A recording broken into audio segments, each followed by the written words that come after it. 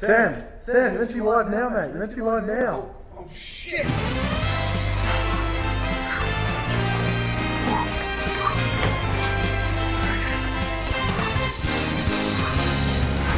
Ladies and gentlemen, welcome back to the Laymen Gaming Show with special guest Michael Oxlong, Benjamin Dover, and Michael Hunt.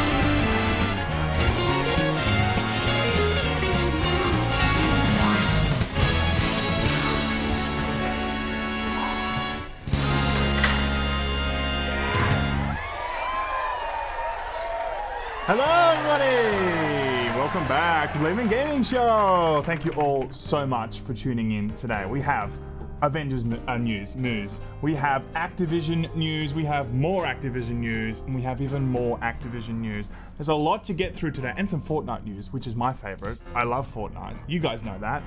All this and more after the drop. Let's see if we can have some sound today.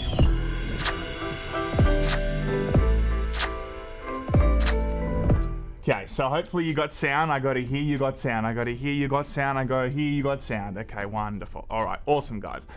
Great to see everyone here. We got a lot to do in the show today, but it really is an Activision bonanza. There's other things to cover, but majority of the stuff today will be actually Activision. First things up, Marvel Avengers permanently cuts some of the cosmetic pricing. Now, of course, we know that Avengers has been the most successful game of the year. It actually was the most, in September, it sold the most copies more than any other game. It beat Tony Hawk. It also beat Mario 3D All-Stars, which I was very surprised about, okay? I really thought when Mario was going to hit the stores, everyone and their dog was going to jump on there, which I'm sure they did. But for this to actually take the cake for September as the highest selling game really said to me that this maybe had a very bright future. Now, we had played this. I didn't think it was in a fantastic spot.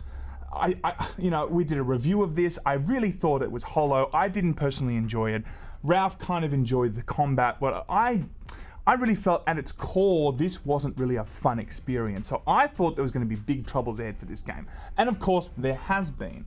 A lot of people have just ditched the game. They're not really vibing it. The general reception has been that it's not the greatest superhero game ever. But it can, and look, not to mention the absolute buggy mess that this has also been. Someone's saying muted. That is not true, and I know it. You're a liar, okay? Don't lie to me. I know you guys can hear that. You can hear it, right? Okay, good. Double audio? No, there's not double audio, is there? Just when I thought we were finally doing it. I think people are trolling me. All right. I think people are trolling me. Damn you guys! All right, here we go. But look, okay, so recently they went out and did a little sale. A lot of the actual microtransactions are egregious, and we all know this, right? To go through some of those, legendary outfit is $14 US. Legendary emotes. A legendary emote is $10, man. $10? Jesus Christ. Epic outfits are $9 US. It's extremely expensive, especially when it's it's not a free-to-play game, actually, sorry. It's a full-price game. That's where I'm going with that. It is a full-price game. If you're going to be making a full-price game, it is so expensive to also ask for $14 US skins. Anyway, so they recently came out and thought, all right, we'll do a little sale. It was some of them were temporarily reduced by 50%. This is the quote. Recently, an in-game event in Marvel's Avengers temporarily reduced the price of multiple microtransactions, including epic takedowns, legendary emotes, epic emotes, and rare emotes. After confirmation earlier this week on Twitter, the reduced prices are now permanent, even after the sale has ended. This is the thing.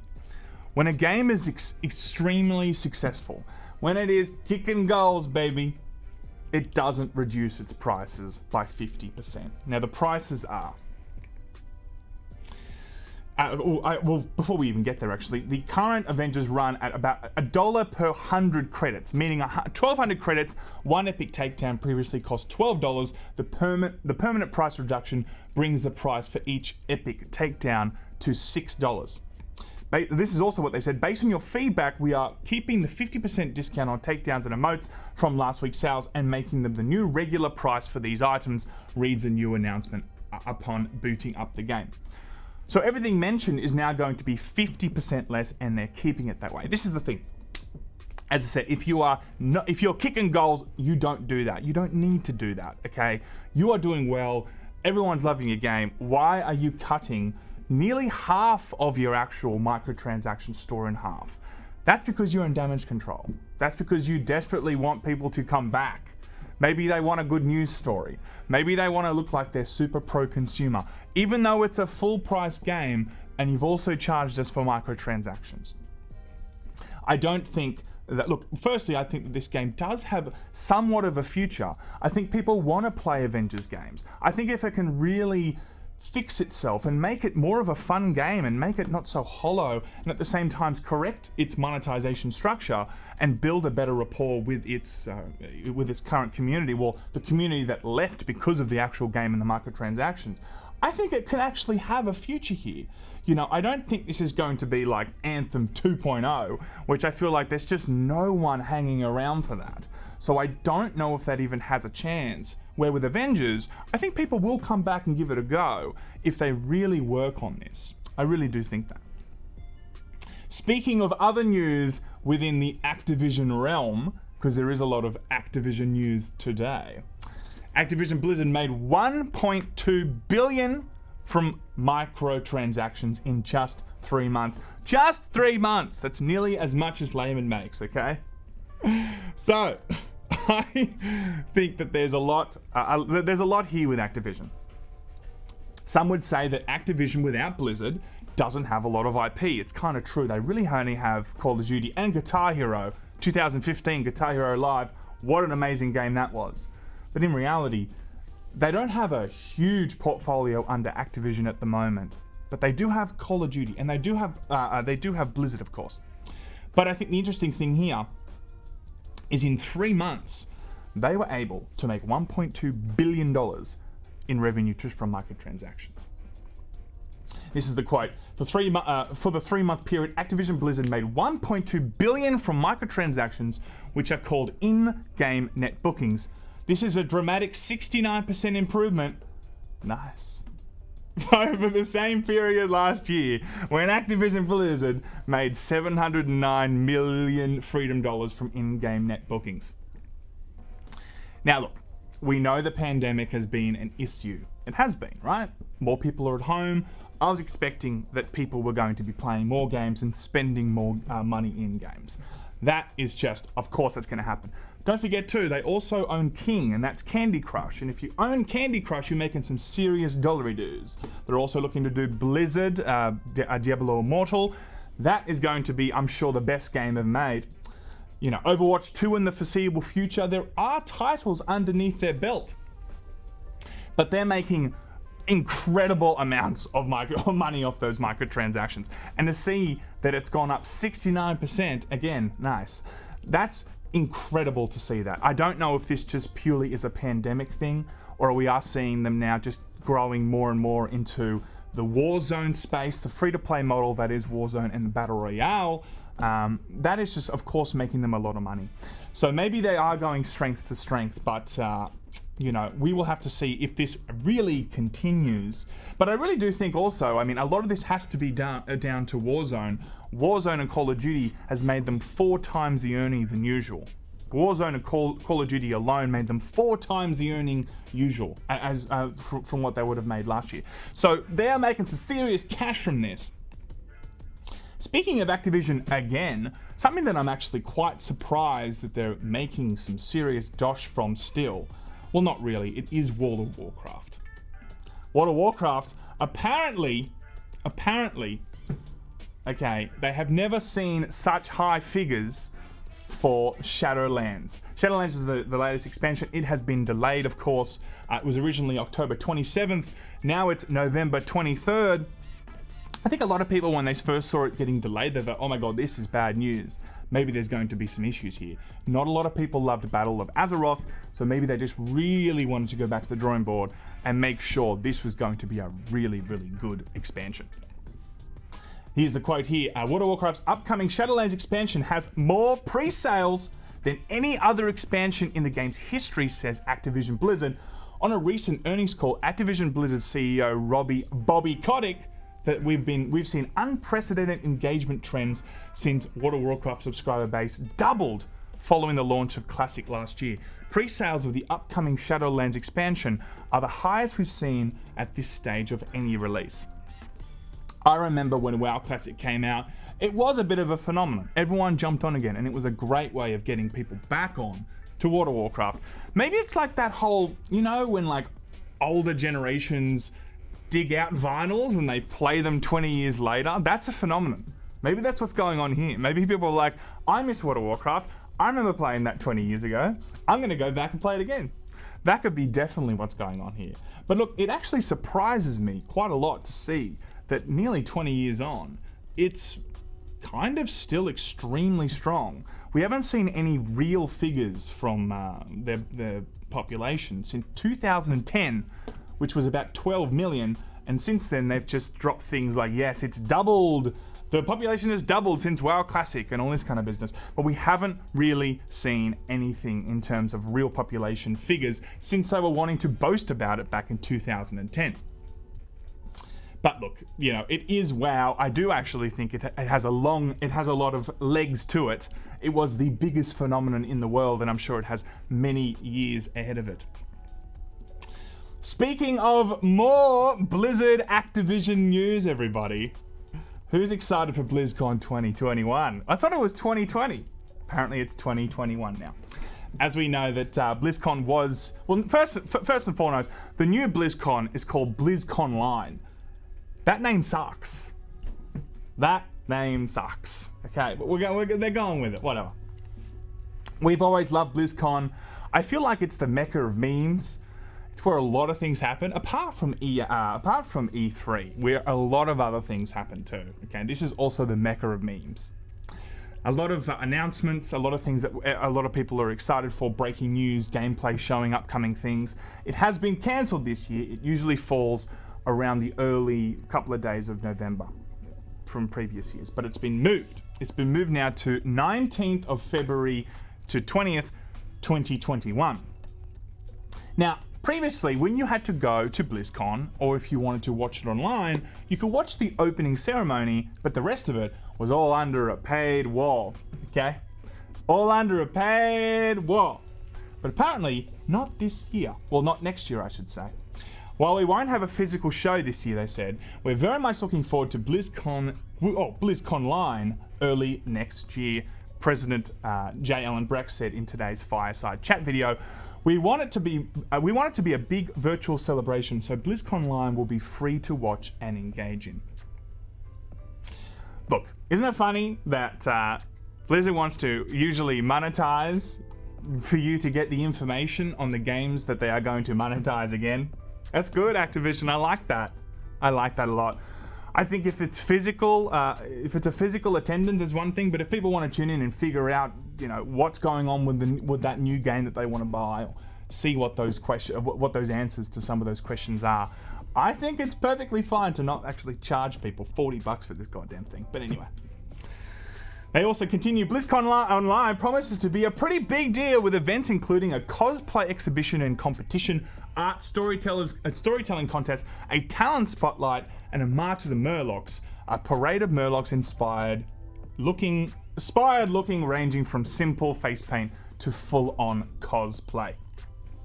Another important thing to remember, apparently 95% of the workforce is actually still working from home, and they're able to still, get all this ready. We're excited about Overwatch 2. I am certainly excited about Overwatch 2. A lot of people are excited for Diablo 4. A lot of people are excited for Diablo Immortal. Who isn't excited for that? I know I certainly am. But look, they're all working away here. And look, this gave them obviously a few months up their sleeve to try and get these games into a better space before they revealed them. Every BlizzCon needs to have new games, or it needs to have a lot of information about titles that people are excited for. So for them to move it from November to Feb gives them a bit of time to hopefully work on these. Hopefully we see some stuff about Overwatch 2. I know I keep going on about Overwatch 2, but I really, really love me some Overwatch 2. Now, I think we're getting away now, finally, from the Activision news, maybe just for now though. For all you cool cats and kittens out there that absolutely love Assassin's Creed, there's a new trailer that dropped yesterday. It's look, it's a little side story today, really. It's of course dropping on the 10th of November. If you're interested in uncovering about more Assassin's Creed, Norse mythology, it's the narrative director Darby McDevitt explaining the Norse mythology, showing additional footage and landscapes and talking about religious structures and how it all works within that world. Check it out if you are excited. I actually am excited to play this. I might even play it on stream with y'all on the 10th of November. Who's excited for that? Who's excited for that? Another game that I'm actually semi-excited for is, of course, Godfall. Now, we've seen some recent stuff in the past showing, a trailer that I didn't think was the most appropriate trailer. I wasn't really loving that trailer. But look, a lot of people are excited about this and they want this to be a really good game. So I do too. I hope it does well, of course. It's coming out, of course, on PS5 as a launch title. It's going to cost like $130 Australian or God knows what. But what's been revealed today is there it is, the minimum requirements. Okay, you need Windows 10. No more Windows 7. You can't Windows 95 it anymore. Damn it. God, I got to upgrade. Now the minimum specs is 12 gigabytes of RAM, the Intel Core i5 6600 or the AMD Ryzen 5 1600. Now the graphics card here, okay, I'm gonna just talk about NVIDIA here because I've been NVIDIA all my life. NVIDIA GeForce GTX 1060 6 gigabytes. That is quite the hefty minimum. That's quite a hefty minimum requirement. You've got to say goodbye to the 950, the GTX 950. You can no longer use that. And they said the recommended is a 1080 Ti 11 gigabyte. That's getting pretty damn hefty. Very hefty indeed. But we are getting into next gen, of course, and they want to show the best possible graphics they can on PS5, and they want to make sure that it lines up, of course, with PS5 on the PC. So the minimum requirements or the recommended requirements, I'm sure, have bumped up slightly because the graphics now have also bumped up slightly in other consoles that are going to be sharing similar looks. Here's the other thing, right? It's $10 cheaper US on PC, which is actually, when you convert it to Australian, a lot of money. So if it's $10 US cheaper and it's in Australian, that's like $20, man, or $25. And I know a lot of people, 25 bucks, that is a defining factor if I want to buy it on PC or if I want to buy it on good old PS5. So look, I'm excited about that. I want to see what that does. But apart from that, we'll have to see what happens with this game. It's coming out, launch day PS5, very fetch indeed. Let's do some super chats. I think we got one or two there. And I always like chatting with y'all. What have we got here? Hey Sam, here's some Donkey Kong points. Thank you so much, Mateus. 50 Donkey Kong coins. 2 questions. Which PS5 Xbox Series X game do you look forward to? Have you tried Ghost Runner? I have not tried Ghost Runner. I'm looking forward to Miles Morales. That's what I'm really looking forward to. Talk more about that in the future. Emmett Baker, 5 Freedom Dollars. Thank you so much. I appreciate that. Ironically, we are sure Diablo Immortal wasn't killed. Either way, thanks for the content. Keep it up. I appreciate that. Hope you guys are also having a good time in the chat. Hopefully you guys can hear everything and you're all having a good old time, everybody. All right. So, Fortnite. Now, Fortnite is my favorite game. I don't know about you guys, but whoever's been watching our channel for several years now knows that Fortnite's just my jam. Not really. But it is coming to next gen day one, which is kind of cool, actually. Now, a lot of games are going to take a little bit longer for them to launch on day one, but Fortnite said it is arriving day one, and a lot of people that do enjoy Fortnite are going to really be excited about this, so I wanted to cover this today. Now, here's the quote. PS5 and Xbox Series X players can expect 4K resolution, 60 FPS gameplay, and dynamic visuals and physics. Grass and trees will respond to explosions while liquid and smoke have more realistic simulation effects. Clouds in the storm have also been enhanced. Split screen modes are also supporting 60 FPS on these consoles. Apparently the loading times are also going to be dramatically not increased, they're going to be reduced, which is pretty cool, you know. It's great, as I said last time, it's great to see games that we've seen on the previous gen be revitalized on the new gen. A lot of people will want to come back and try it again. Games that you've all known and loved, like God of War, for instance. I want to go back and actually play a bit more of that now and just feel the next gen experience. Like that really kind of, you know, that slight repolish can really bring a game back to life. So because of that, a lot of Fortnite, I'm sure a lot of Fortnite fans in the chat, they love it. I love it. So it's coming out on day 1. Also is actually supporting haptic feedback. That's important. This is going to have haptic feedback. Now, as I said before in our previous video, haptic feedback is a thing. Now, it's only 5 or 10% though a thing. It's not like, oh my god, this is revolutionizing the way that we're going to play games. But when you're feeling the controller in your hand, man, it does feel really, really good. And it does add a little bit more of an experience. And for Fortnite, the biggest game in the world, or one of the biggest games in the world, to have haptic feedback, I don't believe it's going to drastically make people make choices around what console they make, but it might be an interesting little case study for the first kind of big time game that we're seeing. And if people start getting their hands on haptic feedback, they may be like, holy shit, well, this is now kind of wanting me to play, you know, I want to play this on PS5 a little bit more because I just feel it a bit more.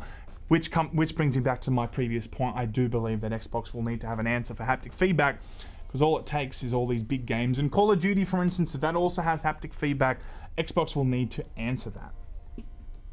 One more, actually. We're getting it under the half an hour. We're slowly getting it under the half an hour. This is at the moment, what is this, 21 minutes or so? What are we at? We are at 22 minutes. We're getting it pretty tight these days, everybody, okay? We're getting it pretty tight. PS5, this is a little story before we finish, really. PS5 DualSense controller works with PS3, but not PS4. So apparently, you can connect your PlayStation 5 controller to your PlayStation 3, and it works. Also, it connects to the Switch. How crazy! It actually connects to the Switch. Now, look, this is, they believe it's actually connecting to PlayStation 3 because PlayStation 3 did support a generic Bluetooth support system. So because of that, you are able to jump in and use other types of controllers. I'm guessing the DualSense is working because there are certain kind of devices that you can plug in with a USB to switch, and you can use all different types of controls with it. So that's kind of cool though. I thought I'd just finish on that little story. Why not? But guys, that's pretty much it for today. Hasn't been a huge amount of news, but there was a lot of Activision news. I just wanted to get all that out there. Okay, I hope you enjoyed all that. I'll hopefully be back on Friday with more, and I'm actually currently on Facebook and YouTube, as you guys know. I'm going to be now hanging out with my Facebook fam. I'll be right there with you guys. I'm going to end the stream on YouTube. I'd love to see you guys on Facebook. I'll be playing some Warzone, I think, today. And then when Valhalla comes out in the future, I'll also be playing that. So I'm going to be playing a few games this month, and I'd love to see you guys there. Until next time, though, quick break, and I'll be right back on Facebook. Thank you all so much on YouTube. I really appreciate you. I'll see you guys next time.